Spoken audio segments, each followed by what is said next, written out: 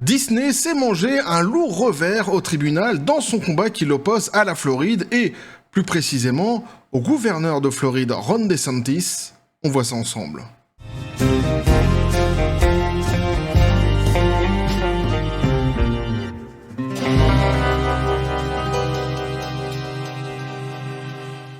Et c'est un revers de plus pour Disney, et c'est pas un revers qui sera sans conséquence, hein, c'est un lourd revers, devrais-je dire, petit café les copains.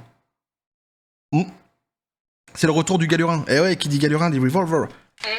Ah, les pistolets à prout, évidemment, ils sont là pour perdurer, il va falloir s'y habituer, hein, pour les trackers, évidemment.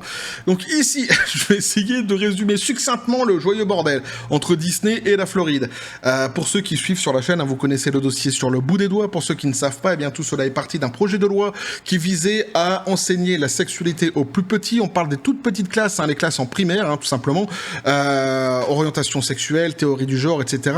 Le gouverneur de Floride, Ron DeSantis, s'était opposé à ce projet de loi. Disney, qu'on attendait pas sur ce sujet, puisqu'à la base c'est une entreprise de divertissement familial et plus spécifiquement en plus qui vise les enfants, eh bien était sorti à l'époque par l'intermédiaire de son ex-PDG Bob Chapek pour dire qu'il soutenait ce projet de loi, qu'eux ils aimeraient vraiment profondément qu'on enseigne la sexualité aux tout petits et oui, c'est dégueulasse, hein, c'est Walt Disney, c'est le Disney d'aujourd'hui, c'est comme ça, et à partir de là donc la guerre a été déclarée entre le gouverneur de Floride et Disney.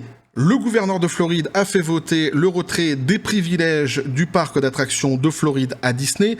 C'était des privilèges qu'ils avaient depuis de nombreuses années. Ça représente énormément d'argent.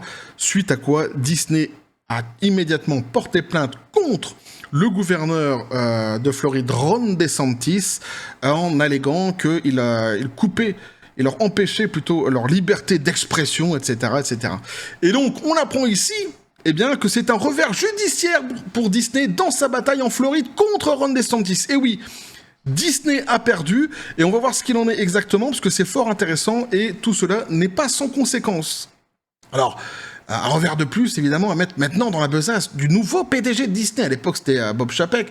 Maintenant, évidemment, pour ceux qui suivent le délire, vous le savez, c'est Bob Iger, hein, Bob l'éponge taré, Bob Aigreur. Eh oui, et c'est un revers de plus, évidemment, à mettre à son actif. L'entreprise jugée trop progressiste par le gouverneur républicain avait initié ses poursuites l'an dernier, accusant Ron DeSantis de mener une campagne de vengeance ciblée contre le groupe.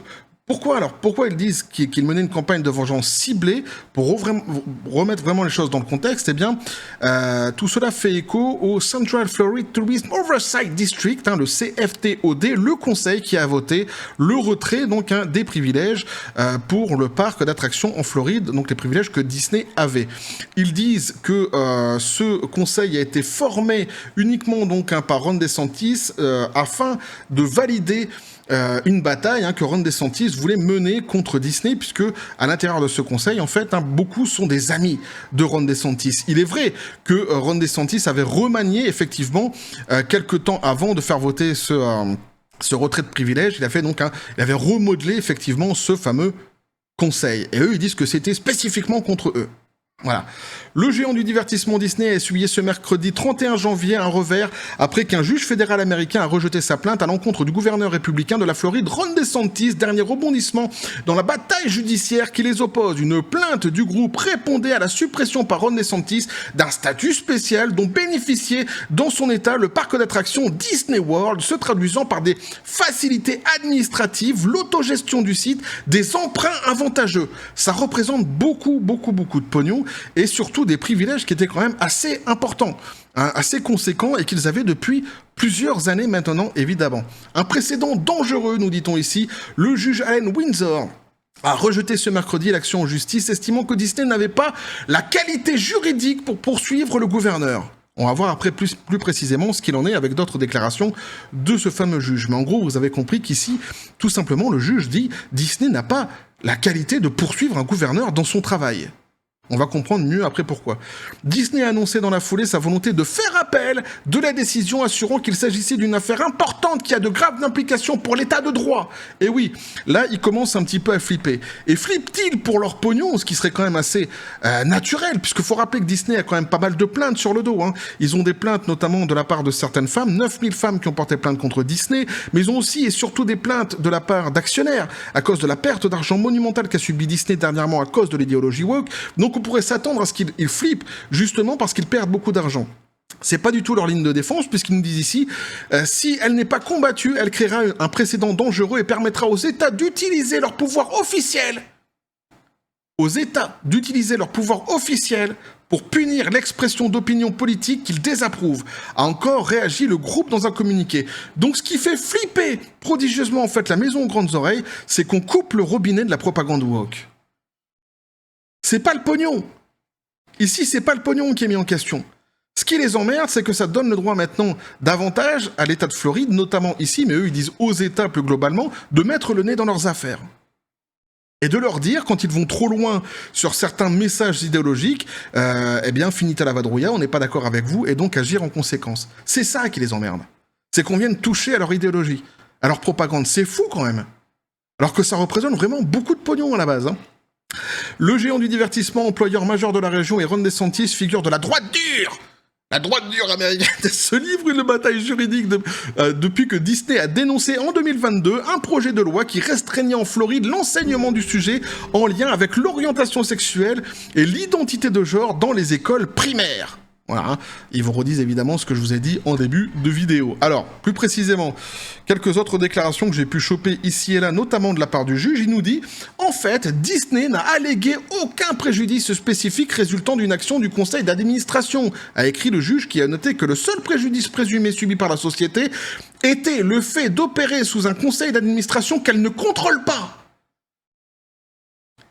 Très intéressant ici, puisque pendant des années, des décennies, en fait, Disney a eu des relations avec les politiques qui étaient vraiment des relations très favorables. Disney avait la main partout, puisque c'était une société qui bénéficiait d'une réputation extraordinaire. C'était Disney, l'entreprise qui faisait rêver les petits et les grands, mais surtout les petits, et tout le monde adorait Disney. Et c'est vrai qu'ils avaient obtenu pas mal de passe-droits à l'époque, justement, grâce à cela. Aujourd'hui, ils se rendent compte que c'est plus la même histoire, depuis que l'idéologie woke est prégnante maintenant dans cette société. De plus en plus d'États, de plus en plus de personnes politiques, eh bien, vont en frontal d'abord contre l'idéologie woke et donc forcément contre la propagande de Disney, et ils perdent le contrôle en fait.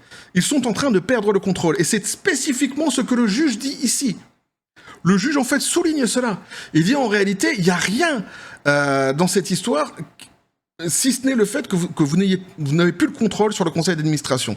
Et ça, visiblement, ça vous fout en l'air. En gros, c'est ce que dit ici le juge. Évidemment, c'est fort intéressant. Ça démontre aussi cette volonté de Disney de continuer à avoir la mainmise un petit peu sur tout, et c'est vrai qu'il reste encore très puissant dans certains domaines, notamment on peut le voir par exemple avec YouTube. Disney fait un peu la pluie et le beau temps s'il décide ceci ou de cela, d'une censure sur ceci ou cela. En général, YouTube les écoute assez facilement. Personne ne lisant, alors c'est encore une fois le juge qui dit, personne ne lisant le texte de loi contesté ne supposerait qu'elle soit dirigée contre l'entreprise. Les lois ne mentionnent pas Disney. Et oui, c'est là où a été très malin Ron DeSantis, c'est-à-dire que dans le projet de loi qui a été voté donc par ce fameux conseil, eh bien, à aucun moment n'intervient le nom de Disney. C'est-à-dire qu'en fait, c'est un projet de loi global qui vise plusieurs entreprises en réalité, dont Disney fait partie.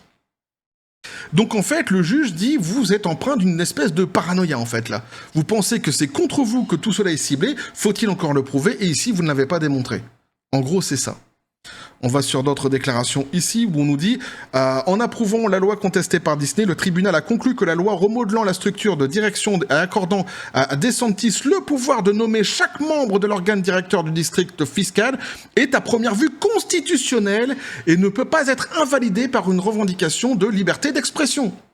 Là, c'est pour le fameux conseil d'administration qui avait été donc remodelé par Ron DeSantis. Disney donc avait allégué que ce conseil avait été remodelé spécifiquement pour leur mettre des bâtons dans les roues.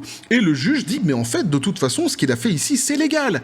C'est constitutionnel. Que vous pensiez que ça soit contre vous ou pas, ça vous regarde. Mais en fait, ce qu'il a fait, il a tout à fait le droit de le faire.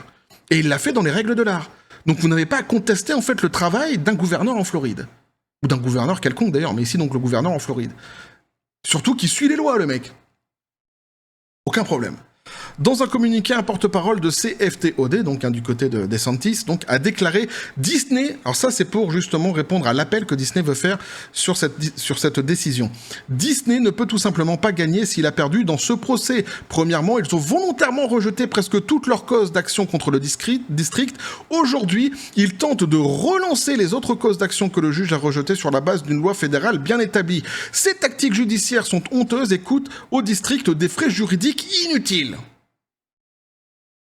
Donc en gros, ça sert à rien, c'est ce qu'ils disent, de toute façon de continuer l'affaire, de faire appel davantage, puisque les angles d'attaque de Disney en fait reposent absolument sur rien.